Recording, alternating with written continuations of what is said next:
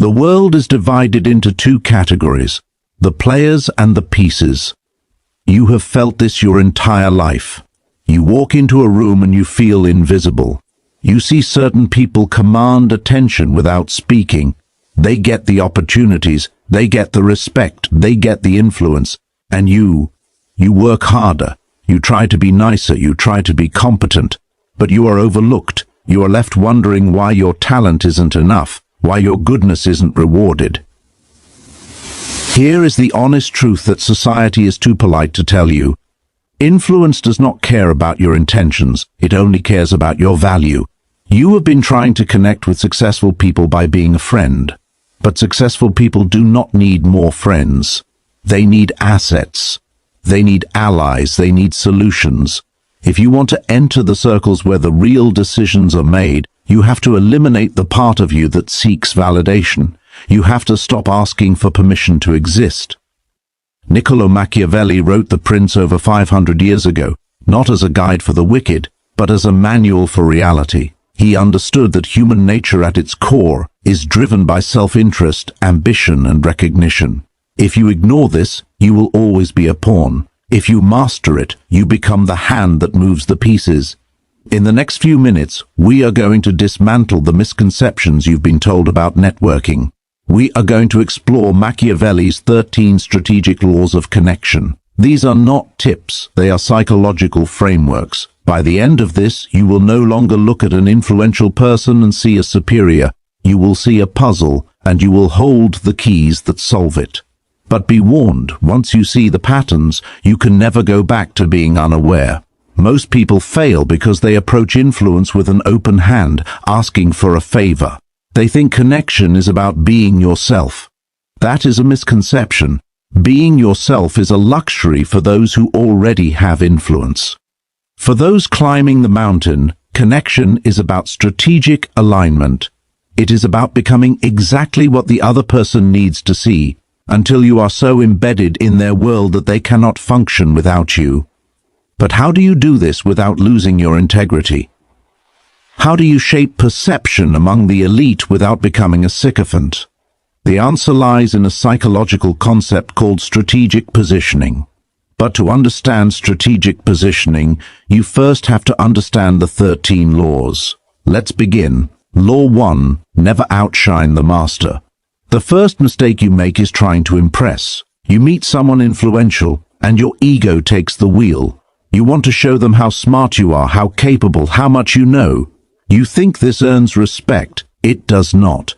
It breeds insecurity. Influential people are often the most sensitive.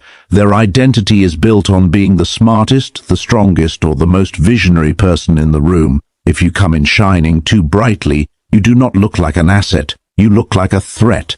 Machiavelli warned us, it is always dangerous to appear better than your superiors. When you make your superior look diminished, or even just lesser by comparison, you trigger their survival instinct. They will distance you, not because you are incompetent, but because you are dangerous to their ego. So what is the strategy? Moderate your light. Make them look brilliant. When you offer an idea, frame it in a way that makes it seem like their idea. Ask questions that allow them to give the answer. Feed their recognition. This is not weakness. This is camouflage. By allowing them to feel superior, you lower their defenses. You become safe. And once you are safe, you are allowed inside the walls.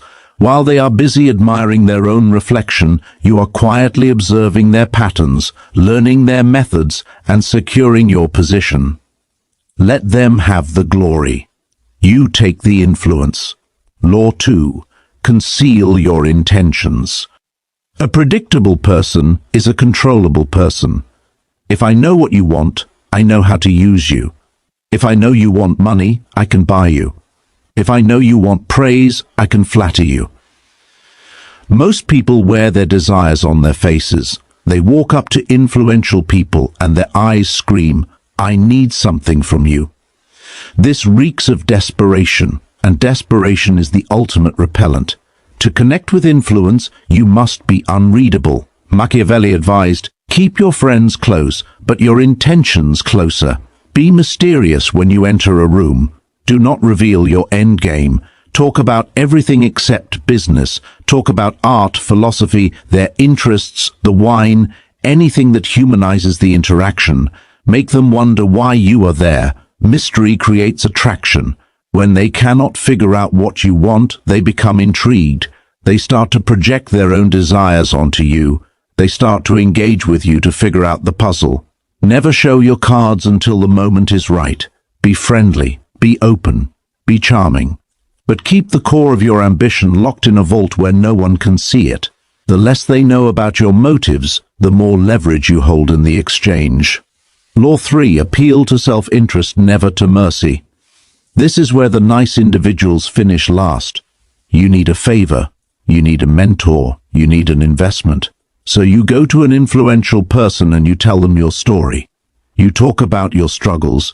You talk about how much you deserve a chance. You appeal to their gratitude, their kindness, their morality, and they might smile, they might nod, but they will do nothing. Why? Because mercy is a burden. Influential people are busy. They are constantly bombarded by people asking for help. If they helped everyone who deserved it, they would be exhausted and depleted. Machiavelli was very clear, it is better to be respected than loved if you cannot be both.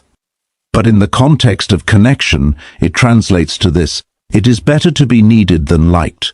Do not ask for favors. Offer transactions, but disguise the transaction as an alliance. Find out what they need. Do they have a competitor they want to overcome? Do they have a problem they cannot solve? Do they have a vision that is stalling? Position yourself as the solution to their challenge. When you speak to them, do not talk about your needs. Talk about their interests. I see you are facing 10th. I have a way to address it that will save you time. Now you are not a petitioner. You are a partner.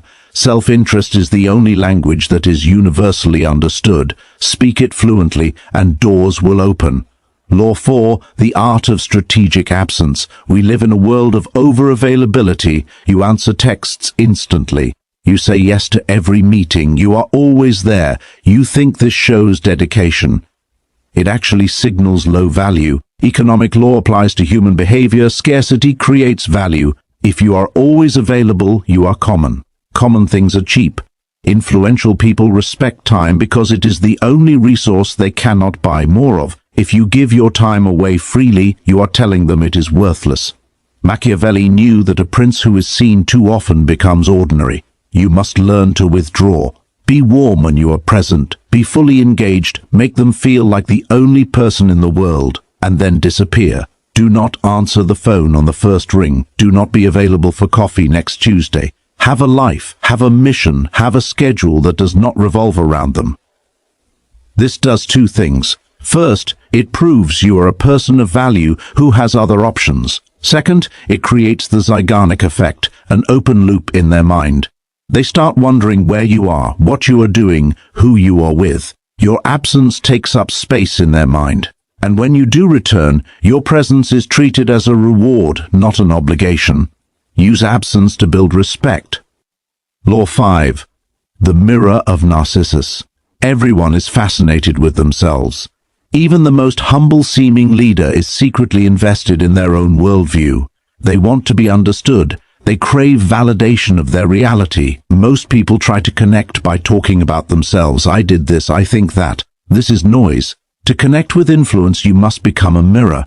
Reflect their image back to them, but slightly enhanced. If they are energetic and fast-talking, you speed up your speech. Adopt their posture. If they are slow and thoughtful, you slow down. You become pensive. Match their rhythm. Match their vocabulary. If they use business metaphors, you use business metaphors. If they use sports metaphors, you use sports metaphors. This is not just mimicry. It is neurological synchronization.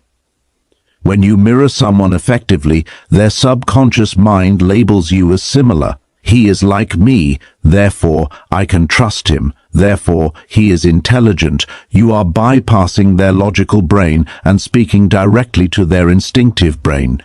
People do not want to be challenged. They want to be confirmed. Be the confirmation of their brilliance. When they look at you, let them see the best version of themselves staring back. They will become drawn to your presence because you make them feel understood in a way no one else does. Law 6, become the gatekeeper of information. In the old world, land was power. In the modern world, information is power. But not just any information, valuable information. Influential people are often isolated. They are surrounded by yes people who tell them what they want to hear. They are starving for truth, starving for the pulse of reality. If you can be the person who brings them valuable, unfiltered intelligence, you become indispensable. You become their eyes and ears. Did you hear what the competition is planning? I found a gap in the system that no one is telling you about. There is a shift in the market that you need to see. Do not be a gossip. Be a strategic informant. Curate information that protects them or gives them an edge. When you trade in insights, you elevate your status. You are no longer an outsider. You are a collaborator, and there is no bond stronger than the bond between collaborators. But a warning, never reveal all your sources. Maintain the monopoly on your information supply. If they can get the information without you, they do not need you. Keep the source hidden. Deliver the value. Law 7, the law of the useful enemy. Nothing bonds two people faster than a shared adversary. Sociologists call this in-group, out-group bias. We like people who oppose the same things we oppose. If you want to connect with an influential person, find out what they resist. Do they resist inefficiency? Do they resist bureaucracy? Do they resist a specific rival philosophy? Do they resist the status quo? Align yourself with that resistance. Validate their frustration. I cannot believe how mediocre the industry has become. It is exactly what you were saying. When you validate their adversaries, you validate their struggle. You validate their mission. You are saying, I see the challenge you are fighting, and I am here to hand you the sword. Be careful not to be purely negative. It must be a principled stance. We are the few clear-thinking ones in a world of confusion. This creates a bond between the two of you, us against the world. And in the trenches of that imaginary conflict, deep loyalty is forged. Law 8, play to their fantasy. Machiavelli knew that people do not live in reality. They live in their fantasies of who they should be. The strict executive wants to see himself as a benevolent father figure. The chaotic artist wants to see herself as a disciplined visionary. The uncertain politician wants to see himself as a leader. Your job is to identify their fantasy and play the supporting role. If they want to be the wise teacher, you become the eager student. Ask them for advice. Let them lecture you. Let them feel wise. If they want to be the rebel, you become the accomplice. If they want to be the king, you become the loyal knight.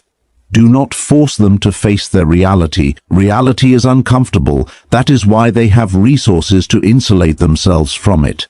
If you are the one person who supports their vision, they will protect you with their commitment. Because if you leave, the fantasy crumbles. You become the support that holds up their self-image. This sounds calculated because it is. But remember, we are not talking about friendship. We are talking about connecting with influence. And influence is a performance. Learn your lines. Play your part. Law 9. Mastery of emotional alchemy. Influential people are high-stress individuals. They carry the weight of organizations, employees, and significant responsibilities. Their internal world is often a storm of pressure and anxiety. Most people add to that storm. They bring problems. They bring drama. They bring urgent requests. To be invaluable, you must be the calm. You must be the emotional anchor. When they are frantic, you are steady. When they are agitated, you are composed. You must learn to transmute their energy, absorb their chaos, and reflect back clarity. I understand the problem. Here is the solution. It is handled. Those 3 words, it is handled, are the most powerful words you can speak to an influential person. You are taking the weight off their shoulders. You become a sanctuary. They will start to seek meetings with you, not because of the business, but because of how you make them feel. You make them feel secure. You make them feel in control. In a world of noise, be the silence. In a world of fire, be the water. If you can lower their stress, you can raise your value. Law 10, assume formlessness. Machiavelli praises the fox for its ability to adapt. Bruce Lee said, be water. The rigid break, the flexible survive. When dealing with influence, you cannot have a rigid ego. You must be adaptable to the situation. Some days you need to be assertive. Some days you need to be receptive. Some days you need to be the leader. Other days, the follower. Do not get attached to a single identity. If you insist on being yourself, you will clash with people who do not fit your mold. Formlessness is defense. If you have no shape, you cannot be hit. If you have no shape, you can fit into any keyhole. Adapt to the culture of the person you are connecting with. If they are formal, dress formally. If they are casual, dress casually. If they prefer directness, be direct. Remove the friction. Make it easy for them to assimilate you into their world. The perfect strategist is the one who blends seamlessly. Blend in so you can stand out when it matters. Law 11, create dependence. This is the ultimate Machiavellian law. Make yourself necessary to those above you. If they can replace you with a job posting, you are vulnerable. You must weave yourself into the fabric of their success. Find a task that they dislike doing but that is essential to their operation, and master it. Take ownership of a client relationship that they cannot afford to lose. Hold the keys to a system that only you understand. Become the bridge between them and something they want. If you are the bridge, they cannot burn you. Do not teach them how to do what you do. Keep the skills specialized. The more they rely on you for their peace of mind, the more leverage you have. Independence is a myth in networking. The goal is mutual entanglement. You want them to wake up at 3 a.m. and think, what would I do if this person left? Once you achieve that thought in their mind, you have won. You can ask for the raise. You can ask for the partnership, because you are no longer an employee. You are an essential component. And you do not remove your own heart. Law 12. Control the options. The most influential person in the room is not the one shouting orders. It is the one who designed the choices. When you present options to an influential person, do not give them infinite possibilities. That causes decision fatigue. Curate the options. We can do A, which risks X, or we can do B, which gains Y.